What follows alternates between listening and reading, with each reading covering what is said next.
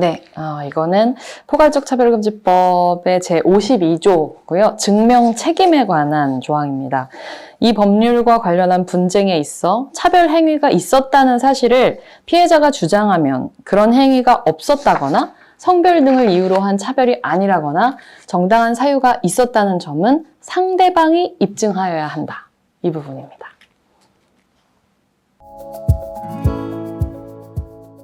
네, 안녕하세요. 저는 정의당 국회의원 장혜영이라고 하고요. 21대 국회에서 포괄적 차별금지법을 대표 발의한 의원입니다.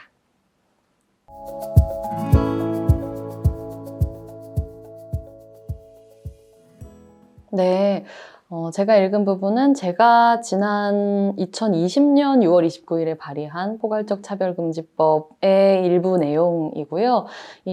이 법이 금지하는 차별이 일어났을 때 이 법이 진짜로 차별인지 아닌지를 증명하는 책임이 누구에게 있는가라고 하는 부분을 명확하게 하는 건데요. 차별을 받은 사람이 아니라 차별을 했다고 지목되는 상대방이 그 부분을 차별이 아니라는 점을 입증해야 한다고 명확하게 제시한 부분입니다.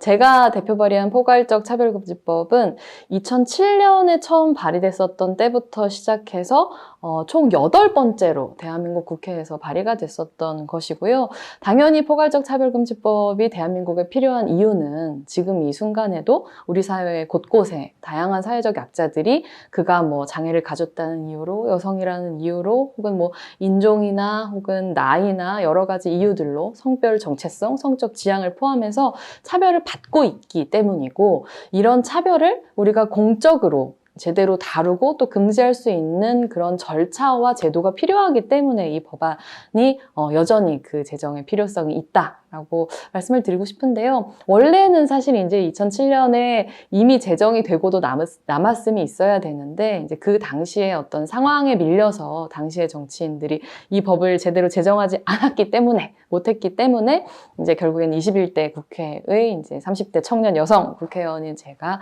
이제 정의당을 대표해서 이 법안을 다시 한번 발의하게 됐습니다.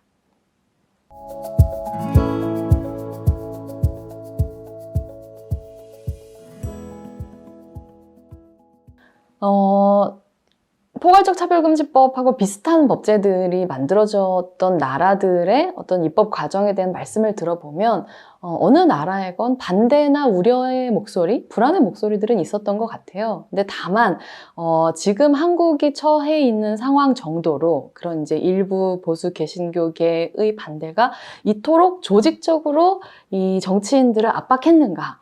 이토록 오랫동안이라고 하는 점에서 좀 더 이제 특수성을 찾아볼 수 있을 것 같은데, 근데 저는 다른 것보다도 이 19대 국회 때 굉장히 많은 이 민주당 의원들이 발의를 했다가 선거가 가까워지면서 그 법안을 철회했던 것이 그런 특수성을 굉장히 좀 이제 강하게 만들지 않았나라는 생각이 들었어요. 그러니까 다른 나라들의 경우에는 반대의 목소리가 있지만 그 반대의 목소리를 경청하면서도 이제 충분한 토론을 통해서 양심에 따른 투표를 통해서 결국은 이 법안이 만들어졌던 경우들이 굉장히 많은데, 우리는 오히려 그런 반대를 통해서 이 법안에서 중요한 부분들을 빼고 발의를 한다던가 법안을 아예 철회한다던가 이런 경험을 만들므로써 오히려 이걸 반대하는 사람들한테 우리가 반대하면 막을 수 있구나 라는 종류의 어떤 이상한 교훈을 줬다고 생각하거든요. 이제 그런 의미에서 더더욱 그 반대가 조직적으로 될 수 있는 상황이 만들어졌고 시간적 여유가 생겼고,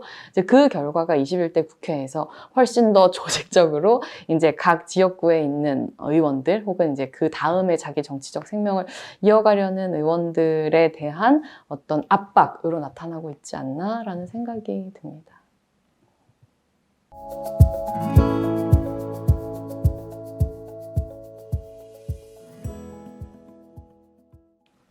일단 차별금지법을 반대하시는 분들께서는 오해에 기인한 경우, 가 굉장히 많다고 생각해요. 그러니까 오해, 무지로 인한 편견 혹은 잘못된 정보를 접했기 때문에 생긴 오해 이런 것들 때문에 예를 들면 이 법이랑 전혀 관계없는 내용들 이 법이 통과되면 뭐 동성애가 엄청나게 뭐 증가할 거라든가 아니면 이 법이 만들어지면은 무조건 뭐 교회에서 동성애는 죄다 이런 설교를 하면은 바로 이렇게 잡아간다던가 이런 잘못된 정보들을 접하고 걱정하시는 경우들 그것은 이제 정확한 정보를 알려드리는 것을 통해서 상당히 우려를 불식시킬 수 있는 부분이 있다고 생각하고요. 이제 그 이외에 이 법을 우려하시는 분들께서는 뭐 이런 주장들을 펼치시죠. 뭐 예를 들면은 사회적 합의가 필요하다.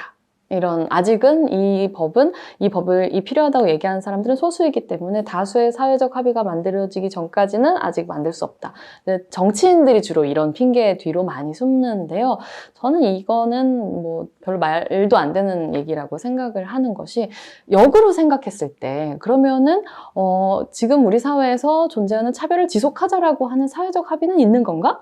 라고 생각하면 우리는 그런 사회적 합의를 한 적은 없거든요. 당장 우리 헌법이 모든 이제 국민들은 평등하고 차별받지 아니한다라고 하는 사회적 합의가 이미 우리 공동체에 만들어져 있는 거고 그걸 좀 더 일상에서 실현 가능하게 만들자는 게 이 법이기 때문에 사회적 합의를 얘기하시는 것은 좀 맞지 않는다는 얘기를 하고 싶고 또 이 법을 반대하시는 분들이 하시는 말씀 중에서 이 법은 소수를 위한 법이고 그렇기 때문에 소수가 다수를 역차별할 수 있다라는 식의 또 이제 굉장히 잘못된 오해를 하고 계시는 경우가 많은데 이 법이 얘기하는 소수라는 건 정말 어떤 수적인 소수만을 의미하는 것이 아니라 우리가 살아가면서 언제든지 처할 수 있는 다양한 소수자 성, 이 모든 소수자 성들을 포괄하는 차별금지법이거든요. 그래서 인생을 살면서 단 한 번도 약자가 아닌 사람은 이 세상에는 존재하지 않기 때문에 그 어떤 순간에 내가 어떤 소수자성을 갖게 되더라도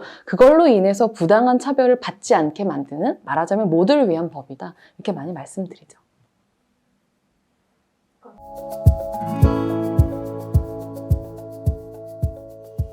네.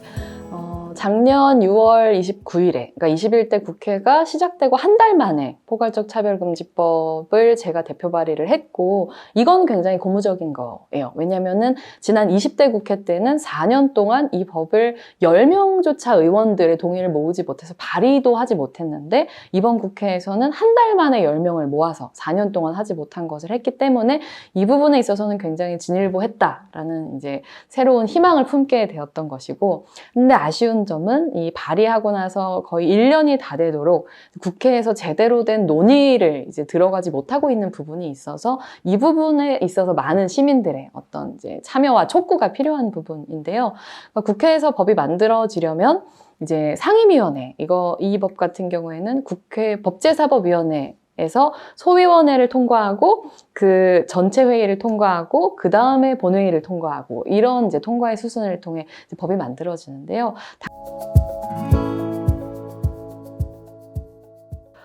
가장 힘든 점은 이제 우리가 벌써 코로나19로 마스크를 쓰는 게 일상이 된 지 벌써 한 해가 훌쩍 넘었잖아요. 근데 이 코로나라고 하는 게 이미 존재하는 불평등을 훨씬 더 심하게 만드는 이제 이런 사회 현상을 촉발하다 보니까 아무래도 우리 사회에 존재하던 차별과 혐오가 더 강고해지고 있는 것 같다. 말하자면 이 포괄적 차별금지법을 통해서 보호받아야 되는 사람들과 경우가 굉장히 더 많이 늘어나고 있는 것 같다. 이게 제가 지금 이 법이 빨리 안 만들어지는 거에 대해서 느끼는 가장 힘든 점이죠. 힘들어지는 차별과 혐오를 통해서 힘들어지는 사람들이 더 늘어나는 것 같다라는 거.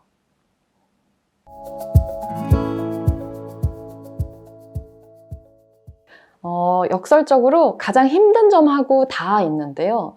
그러니까 사람들이 주변에서 차별과 혐오가 자꾸 이렇게 발생하는 걸 눈으로 보다 보니까 이것으로부터 우리 모두를 지킬 뭔가가 필요하구나 라는 걸 깨닫는 것 같아요. 그래서 역설적으로 코로나19가 발생하기 전인 이 2019년에 비해서 2020년에는 국가인권위원회가 한 인식조사에 따르면 이 포괄적 차별금지법이 필요하다라고 하는 여론이 훨씬 더 전해에 비해서 높아져서 무려 국민의 88.5%가 이 법이 꼭 필요하다라고 응답했다라고 하더라고요. 그래서 그 점에 있어서 어느 때보다도 우리 사회가 이 차별금지법을 필요로 하는 그런 분위기가 무르익었다고 생각을 하고, 이 분위기 때문에 하다못해 이 법을 반대하시는 분들도 예전에는 정말 약간 이 반대가 별로 논리적이지 않았어요. 그러니까 잘못된 정보에 근거해서 뭐 이렇게 차별금지법이 통과되면은 동성애가 막 창궐하고 그것 때문에 막 이렇게 지옥에 떨어지고 남자 며느리 이런 말씀을 하시는 분이 훨씬 많았다면, 이제는 훨씬 더 법안을 최소한 읽고 법안에 어떤 조문이 걱정이 된다. 말하자면 진짜로 이 법이 국회에서 논의될지 모른다는 어떤 긴장감을 가지고 반대를 하시는 걸 보면서 되겠구나, 조금씩 만들어지는 것에 가까이 가고 있구나, 이런 생각이 듭니다.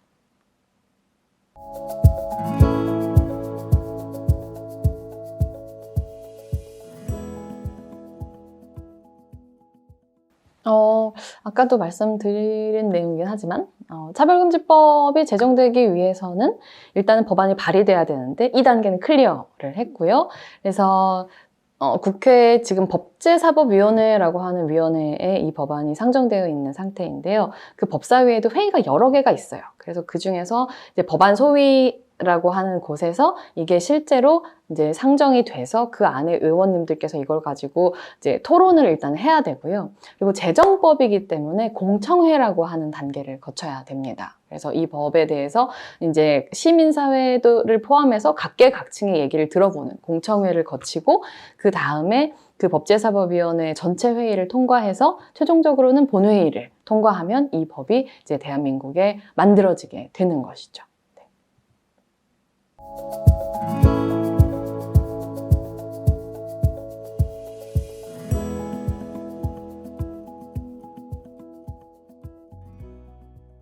네, 일단 지금 당장 하실 수 있는 방법은 이 서울 퀴어문화 축제를 굉장히 멋지게 즐겁게 즐겨주시는 거예요. 그러니까 이거는 제가 퀴어문화 축제에서 찍으러 오셔서 드리는 말씀은 아니고, 그러니까 실제로 어떤 인식조사 같은 것들을 해봤을 때 언제 자신이 성소수자에 대해서 가지고 있었던 편견이 변화했는가 라는 경험에 대해서 이제 성소수자 시민 당사자들을 긍정적인 방식으로 만날 수 있었을 때, 예를 들면 퀴어 퍼레이드를 통해서 굉장히 긍정적으로 스스로를 드러내거나 내 곁에 있는 친구가 혹은 가족이 정말로 함께 평범하게 살아가는 시민이 곧 성소수자라는 걸 느꼈을 때 훨씬 더 그 인식들이 크게 개선이 됐다라는 거예요. 그렇기 때문에 저는 이제 코로나 상황 때문에 되게 여러 가지 제약이 있기는 하지만, 그럼에도 불구하고 성소수자 당사자로서 당당하게 자기 자신의 존재를 이제 드러내고 자축하는 이런 모습이 가시화되는 것이 굉장히 중요한 이제 부분이라고 생각을 하고요. 더 나아가서 이 법의 제정이라고 하는 게 이제 또 다가오는 정치적인 이벤트 가운데 모두가 알고 있는 것이 바로 대통령 선거잖아요. 그래서 저는 여러분이 알고 계시는 모든 분들, 남녀노소, 친구들, 가족들, 뭐 직장 동료들 다 좋은데, 대선에 대해서 얘기를 하실 때 그래도 지금이 2021년인데 2022년에 우리가 뽑을 대통령은 적어도 차별금지법이 대한민국에 필요하다는 얘기 정도는 할 수 있는 사람이어야 된다. 이런 얘기를 적극적으로 해주시는 게 굉장히 이 법의 제정에 큰 힘이 될 수 있다. 이런 말씀을 드립니다. 그러고도 더 힘이 남아있다. 그러고도 나는 뭔가 더 하고 싶다는 분들께서는 자기 지역구에 대표하는 국회의원의 사무실 전화번호를 검색하셔서 전화를 거시면 됩니다. 저는 당신의 지역구에 살고 있는 시민인데 유권자인데 저는 차별금지법을 지지합니다. 당신이 차별금지법을 지지하지 않으면 나는 당신을 찍지 않을 거예요. 라는 말씀을 해주시는 것도 굉장히 효과적인 행동 중에 하나입니다.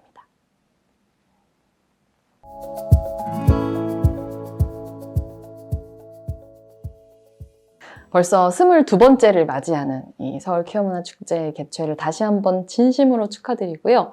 이 차별의 시대를 불태워라 라고 하는 슬로건이 저는 정말 지금의 상황에 딱 맞다는 생각이 들어요.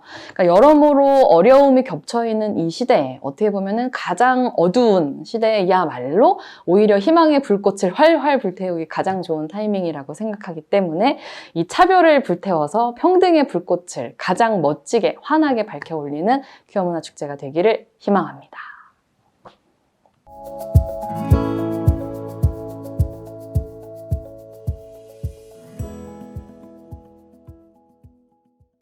네. 동성애는 일단 정상이죠. 정상이라서 달리 딱히 정상으로 보게 만들 수 있는 다른 방법은 존재하지 않습니다. 만약에 어떤 것을 다른 어떤 방식으로 다른 사람들을 강제로 볼 수 있게 만드는 게 있다면 그건 법이 아니라 아마 마법 같은 거겠죠. 하지만 차별금지법은 마법이 아니라 법이다. 이렇게 말씀드리고 싶네요.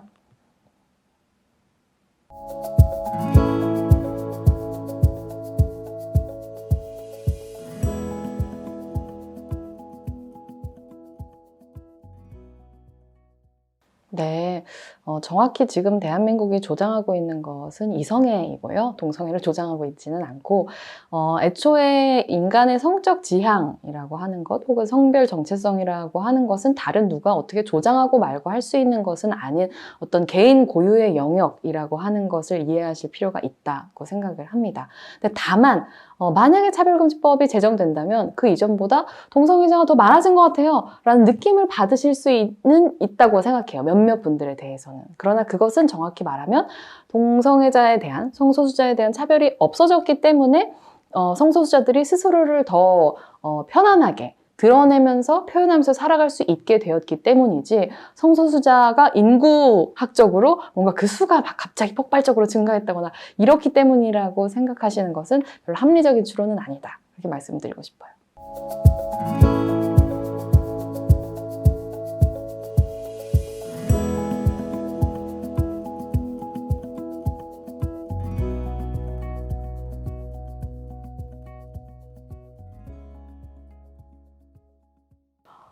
전혀 사실이 아닙니다. 전혀 사실이 아니고, 그러니까 동성애는 죄라고 일단은, 근데 왜 그렇게 말하고 싶은 걸까?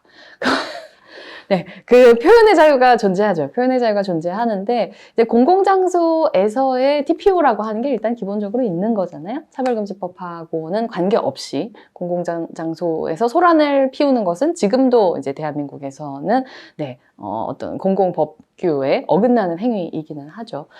그건 정말 사실이 아닙니다.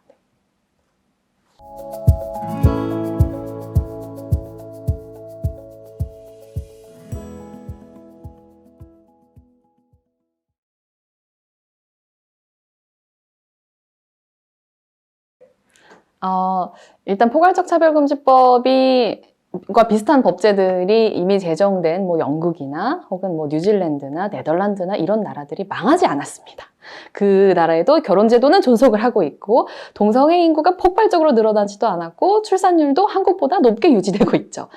일단 동성혼 법제화는 차별금지법을 통해서 어떻게 만들어질 수 있는 영역은 아니고, 헌법과 민법을 개정해야 되는 완전히 다른 이제 입법 사항이다라는 부분은 정리를 할 수 있을 것 같고요.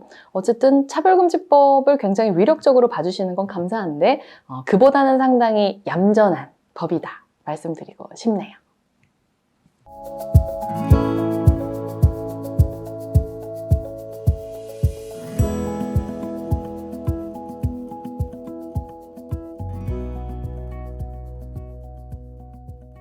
네.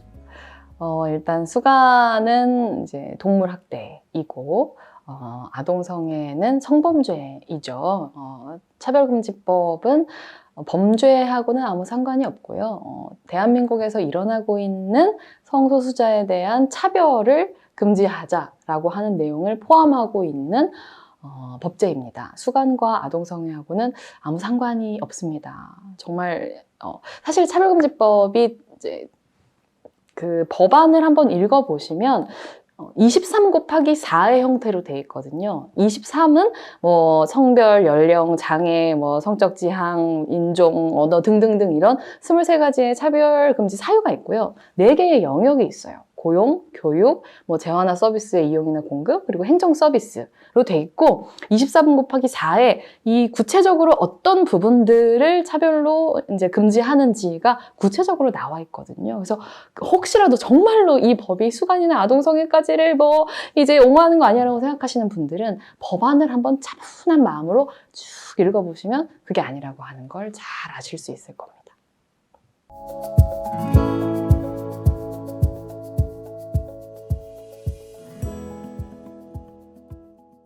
전혀 사실이 아니고요.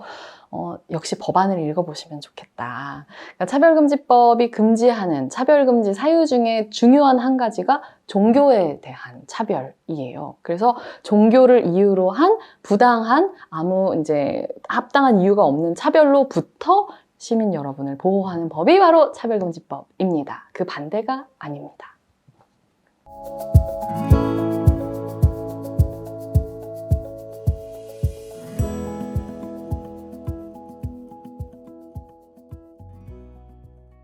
네, 왜 이렇게 정반대로들 알고 계실까요? 네, 차별금지법은 국민들의 자기 자신으로 살아갈 권리, 자기 자신으로 살아갈 자유를 훨씬 더 크게 만드는 법이고요. 그러니까 인권이라고 하는 것, 우리의 시민으로서의 권리라고 하는 건 제로섬이 아닙니다. 누군가의 권리를 지킨다고 해서 다른 사람의 권리가 줄어드는 게 아니에요. 특히나 자유나 평등에 있어서는 훨씬 더 그렇고요. 성소수자들이 성소수자로서 사랑하고 살아갈 권리가 증폭된다고 해서, 보장된다고 해서, 증폭도 아니죠. 지금은 차별받고 있으니까요. 보장된다고 해서 이성애자들이, 그러니까 동성애자들이 자신의 사랑하고 살아갈 권리를 보장받는다고 해서 이성애자들이 가지고 있는 권리가 축소되는 게 아니거든요. 예를 들어서 동성애자를 차별하지 않으면 이성애자는 살아갈 수 없나요? 그렇지 않거든요. 동성애자는 동성애자대로 인간답게 살아가고 이성애자는 이성애자대로 인간답게 살아가자라고 하는 모두의 권리를 보장하자라고 하는 법입니다. 네, 걱정하지 마세요. 해치지 않습니다.